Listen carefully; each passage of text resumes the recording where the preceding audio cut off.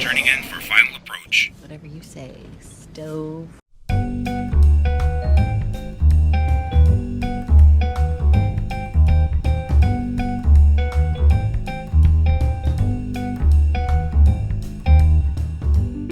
Well, you've put it off long enough. It's bothered you for months, but if you keep refusing to do it, you'll lose all chance of seeming like a successful human being.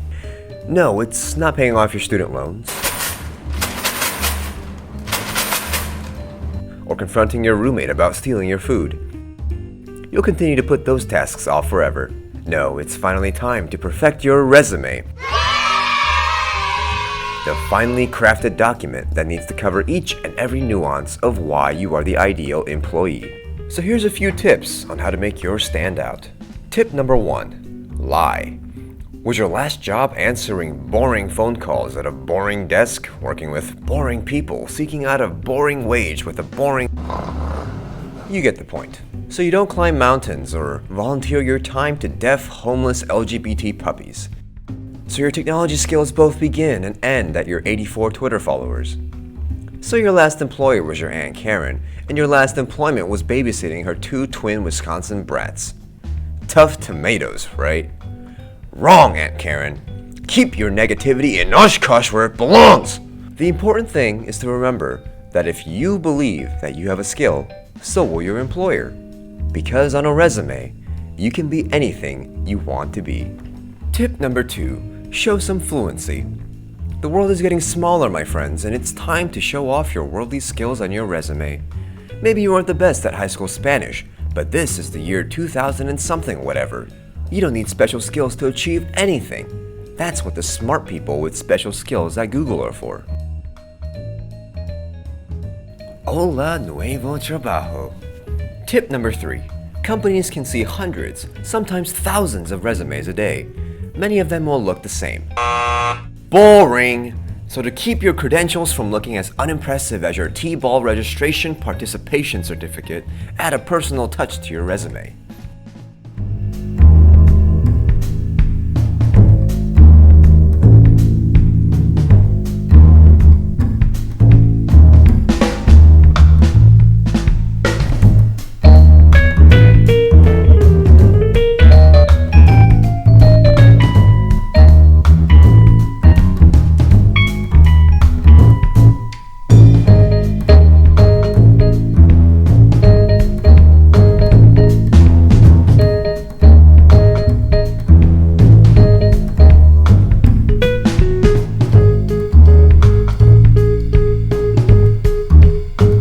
Perfect. Now head out into that swirling death spiral that we call the job market and share your mediocre skills with the world.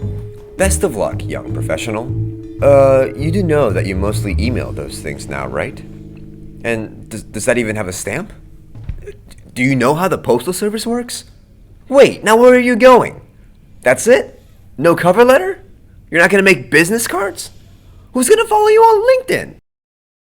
Aunt Karen, do you still need help with the twins?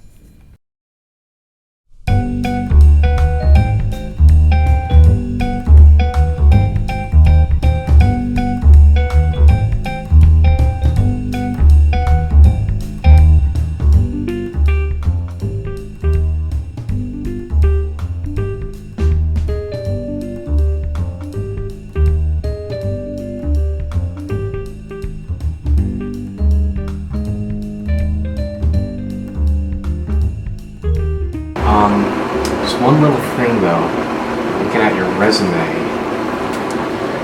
is this spinach though? Turning in for final approach. Whatever you say, stove.